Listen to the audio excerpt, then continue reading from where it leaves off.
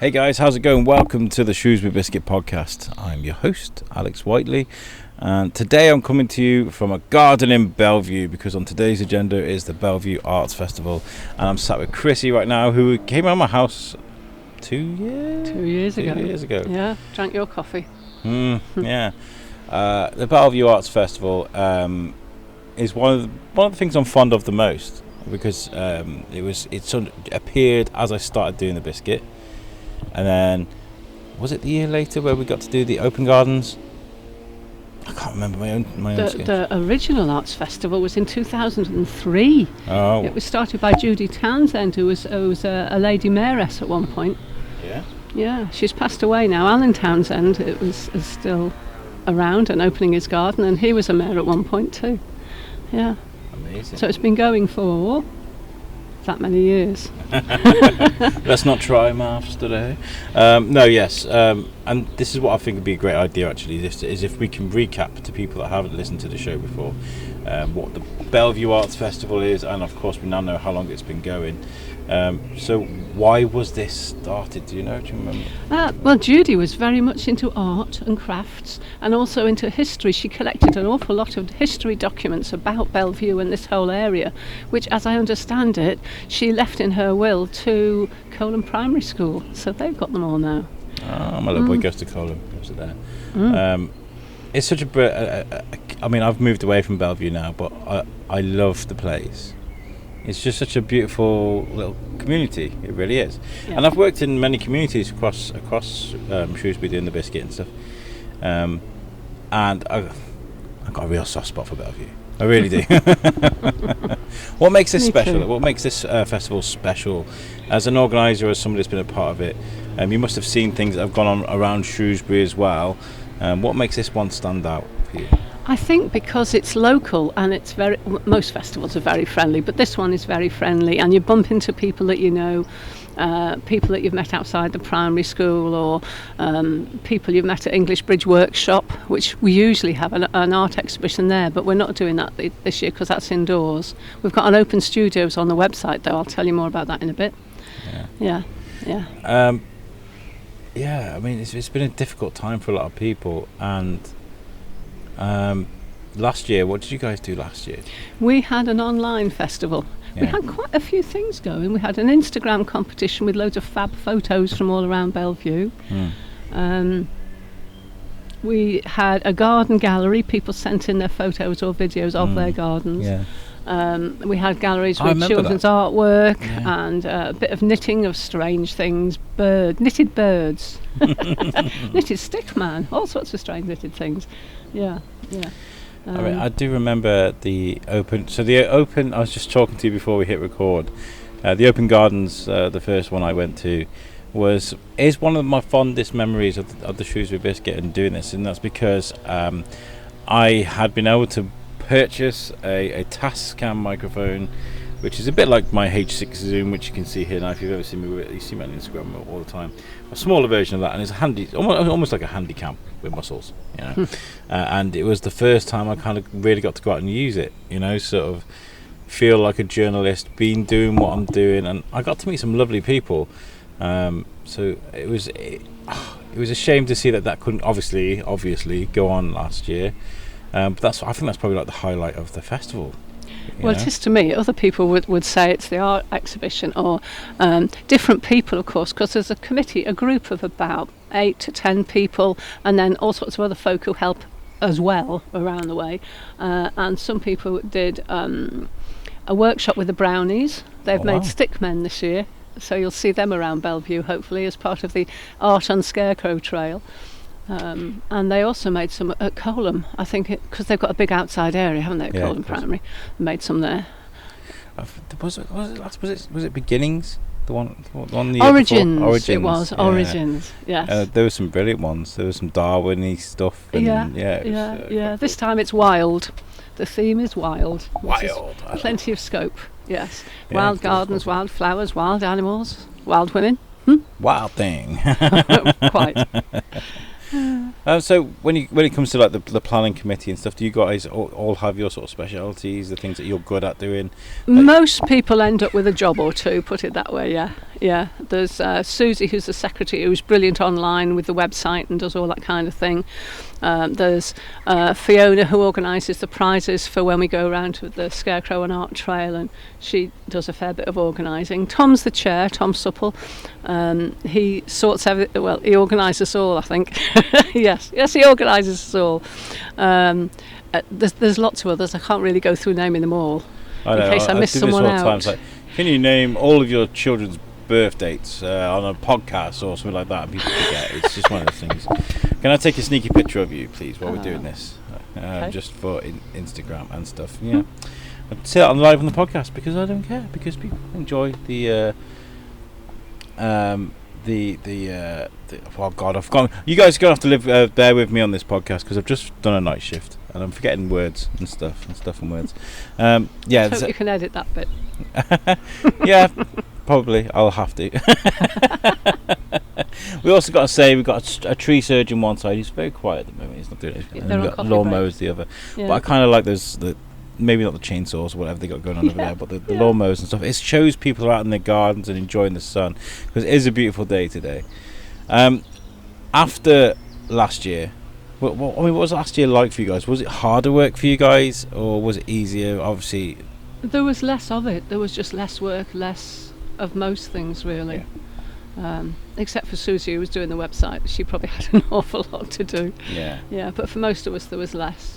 It's not easy. It's not been easy adapting. Well, really, it's not for anyone. No. We had the Instagram, as mentioned. I'm trying to remember what else we did. Yeah, really put it on It was nearly all online, because our website, bellevueartsfestival.co.uk, has got everything on it. Yeah. One of the things we started last year that's worked really well is open studios, because obviously people couldn't go into art studios and we couldn't have the art exhibition that we usually have. So people would upload their pictures of their various types of artwork, and then they would also write a fair bit about what they do and why they do it and so on. That was really interesting, and this year we've carried that on because that worked so well. It was really nice. So we've got quite a lot of different local artists all contributing to the open studios section of the website. Amazing. Do you have to be from Belle Vue to take part in the Belle Vue Arts Festival when you're an artist? Close to Belle Vue, but Andy McEwen, for instance, I'm not sure if he still lives in Belle Vue or not. I keep hearing about this amazing Andy McEwen. I've seen many great pictures. Yeah, Maggie Love put he one does up there the light other day. And sound things. Yeah. He did one inside churches and stuff, and he did one for us 2 years ago, and of course that couldn't happen last year. Yeah, of course. But this year he's doing a 10-second film project using smartphone video recordings around the Reabrook and the Ray Valley. Ooh. You only do 10 seconds, and he weaves it into, his special things. Yeah, you have to go on the website and see. I need to speak to this guy. I saw something he did with Maggie Love a couple of days ago. Oh yeah. It was like a set that she'd put together, and he'd done all the lighting for that, and it looked amazing. And of course, he lights up buildings and stuff. Yeah, like, you know. So Andy, if you're listening to this, let's do this. Let's get on the biscuit. Let's do something. So some notable people then that have taken part. They're there every year. The amazing artists that always produce hot stuff. Have you got a couple of names? I'm going to throw you on the spot, but is there someone that's notable? A couple of people? I'm trying to remember. There's a lady in the English Bridge workshops who does the stained glass, French lady. Her name's on the tip of my tongue. Yeah. Yeah. Matt Sewell usually provides some artwork. You know, the guy who does the big magpie underneath the bridge at Reabrook? Yeah, he got brought up by Robin from Petty Glue, or Iron and Rose Glue, and he's doing a mural at the top of Market Hall for him. I've heard his name mentioned. Yes, that's right. Yeah. Well, he's got a connection, I think, with Tom. Tom knows him, so yeah. Nice. And on what date is it now? The 31st of July, the last event of the Arts Festival, there's going to be a busk under the bridge. You know, when you walk along the Reabrook pathway? Yeah. Yeah, and there's a point where you go under the bridge and there's a big mural that Matt Sewell's done of the white magpie. Yes. Well, there's a fair bit of space. So there's going to be music and a clay workshop, guided nature activities. So I'll go have on the make sure I'm website to about for find that. out. That sounds amazing. There's because the Reabrook Wonders group, who've got a Facebook page and a website, Reabrook Wonders, wonders.co.uk, with more information about what they're doing, and that's the last day of the festival, last day of July. Amazing. Yeah, that should be fun. I'm in Sutton Grange, which is just the other side. So you'd approach from the other side. And that's amazing that they're going to be connected. Yeah, by that. That's quite cool. I'll have to make sure that we're available for. Can I please have a look at the leaflet, because I want to show you. So it's the 31st. It's Clay Workshop, Busk Under the Bridge. I want to see if we can get the whole team together. Get some biscuiteers out there. Oh, right. We've got microphones we can scatter. And it'd be nice to sort of speak to some musicians and some artists and things. That was last weekend when we put the bunting up on Greyfriars Bridge. I saw that, and this is because I'd spoken to you guys, and I was kind of like, oh yeah, it's going ahead, yes, thank God. And then the next day I walked under the bridge, and I've got to say, Greyfriars Bridge is one of my favourite places in Shrewsbury anyway, because I'd lived in Shrewsbury for about 2 days. We sort of arrived in Shrewsbury. We had that really, really heavy snow where it didn't stop, and I went over Greyfriars Bridge, and it looked like something out of a Victorian tale. It was just so beautiful. So I'll never forget that. So seeing the bunting there, all on the lead up to the bridge, is lovely. Yeah, it just adds to that, So, so yeah, you put the bunting up. So can we talk about some of the events? I'll let you go through them, so that we can let our listeners know what's going on and where it's going to be and what they can attend. Well, the local music event was last weekend, so it was great, but that was last weekend. If you've got a time machine, you can go back there. There's 2 things that are trails that are free to download any time in June and July. There's a tree trail, and if you download it off the website, there's a map and details about all the different kinds of trees all around Belle Vue. It's the same walk that we went on 2 years ago. There was a tree trail, and Rebecca, who's one of our committee, she's taken the notes that she made then and made them into a tree trail, so you can download it and wander around and see all the proper names of all the trees that you've always looked at and thought, I wonder what that is. Nice. We do that with my little boy. So, tree trail. And then there's also the Reabrook trail, free to download on the website, and various activities. How amazing. So, and that's sort of on the leaflet we're looking at now. On the leaflet, that's a kind of map, but there's more detail on the website. So you can wander along the brook and see things perhaps you haven't noticed before. Yes. I remember that bridge.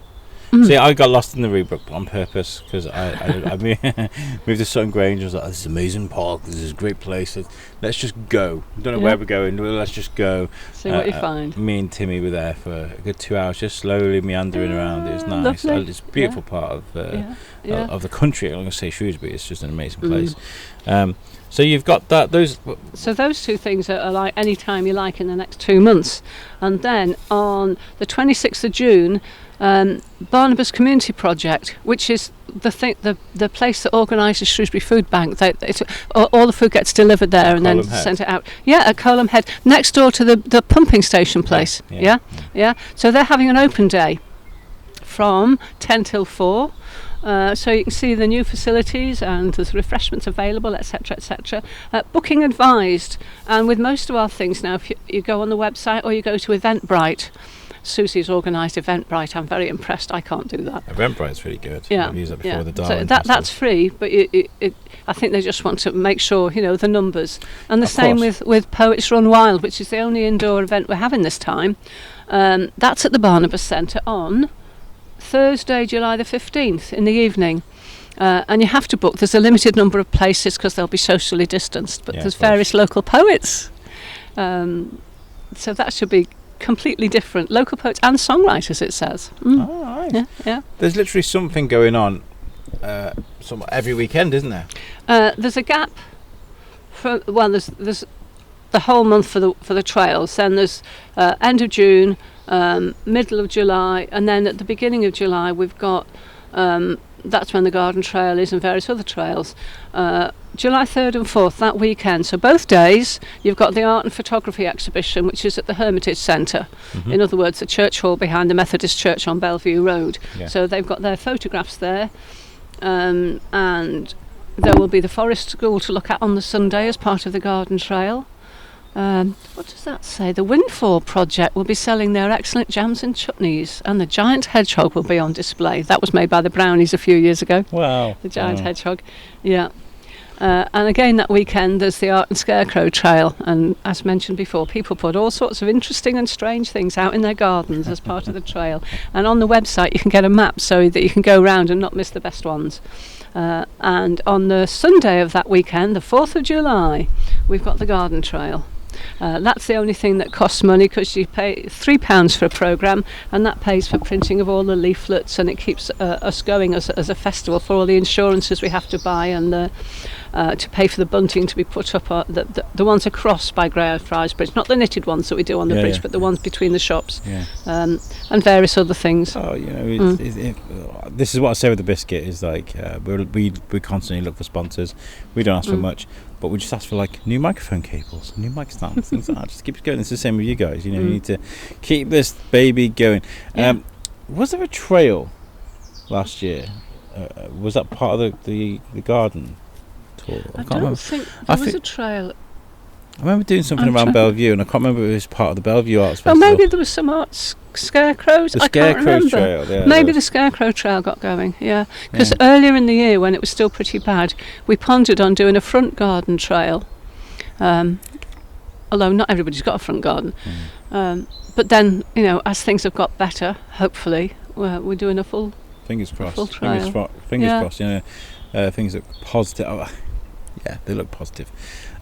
But the open garden thing is beautiful. I mean, are there any rules and regulations you've had to look into to make things COVID safe? Or on the programme, I'm putting on the front a sentence to the effect that please be courteous, because so many gardens have got a narrow entrance around the side of the house, so you've got to stand back and let people through because of social distancing.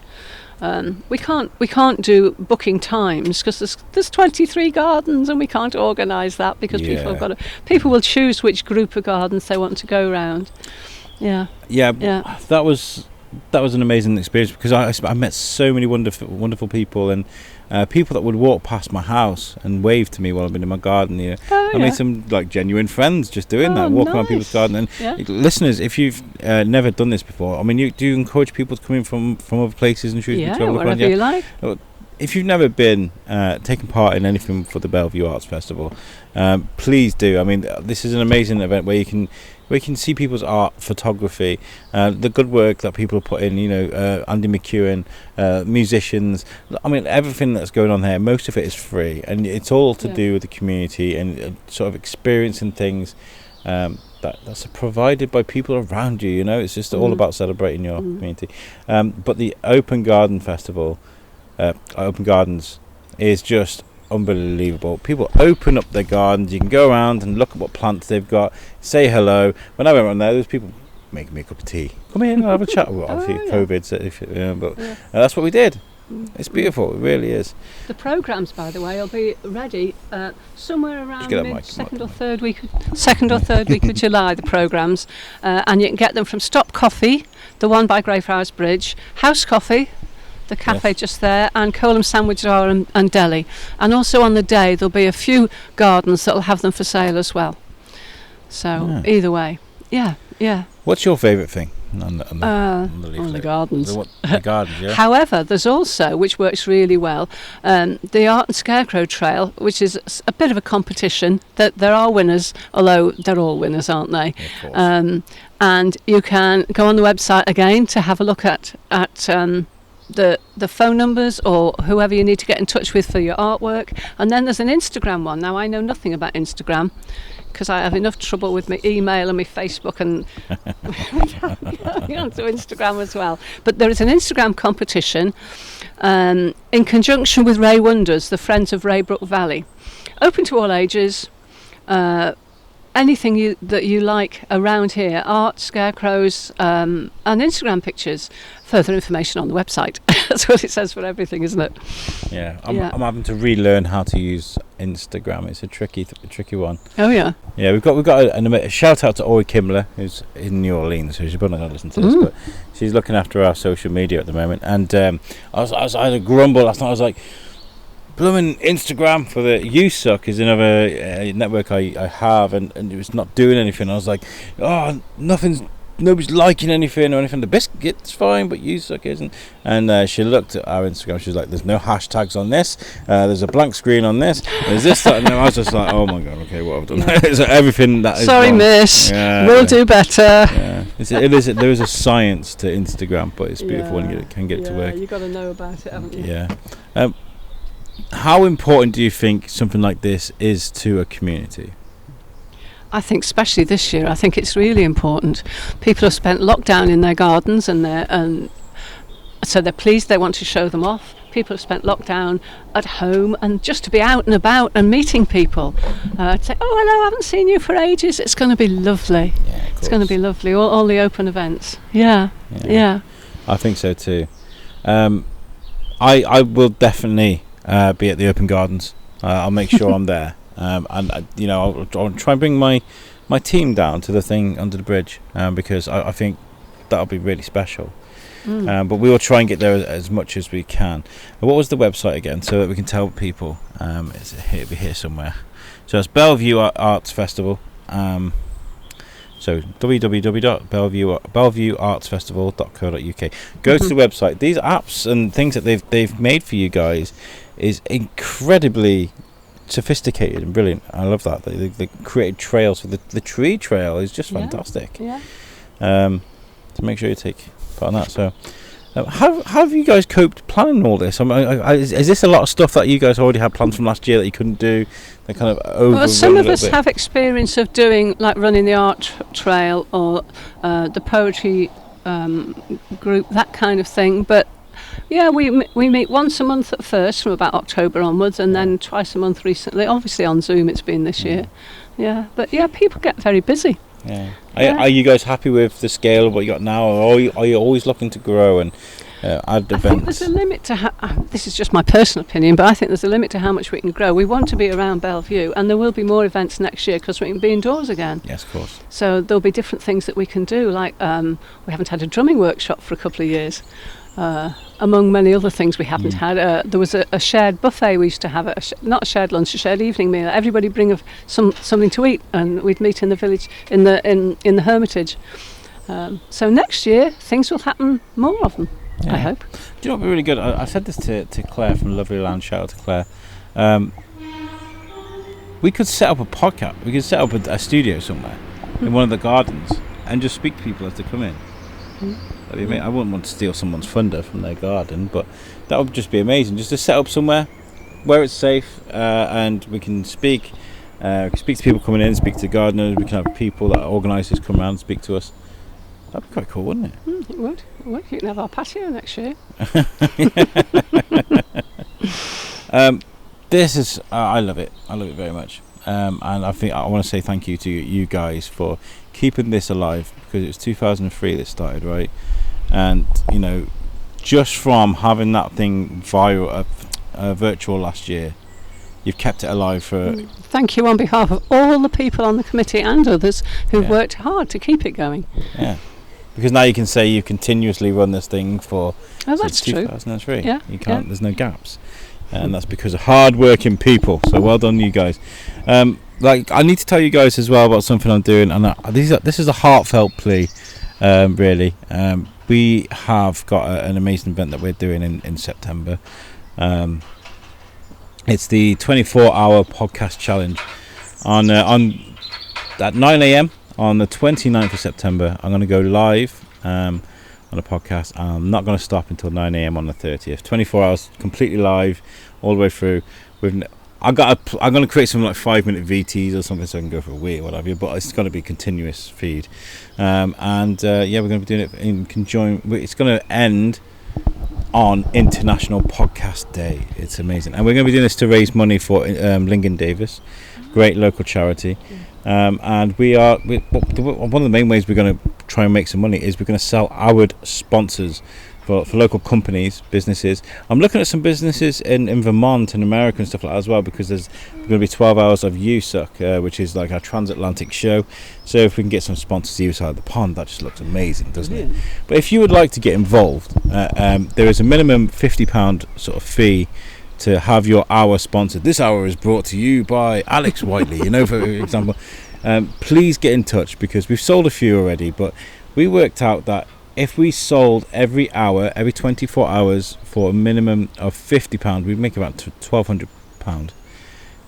So please get in touch. You can get in touch with us via the website, which is www.theshrewsburybiscuitpodcast.co.uk.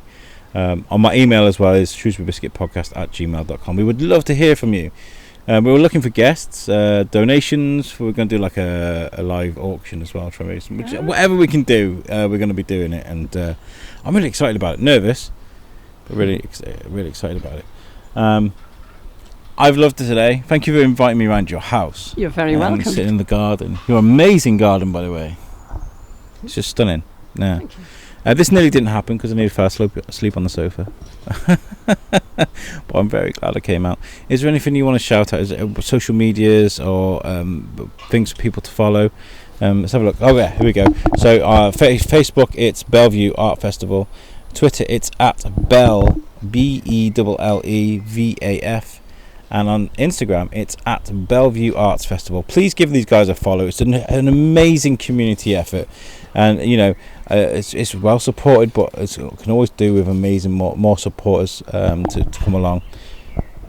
Chrissy, you've been amazing. Thank you very much for talking. Thank you, Alex. It's been good to talk to you. It really has. Make sure you guys catch us next time. Well, peace out.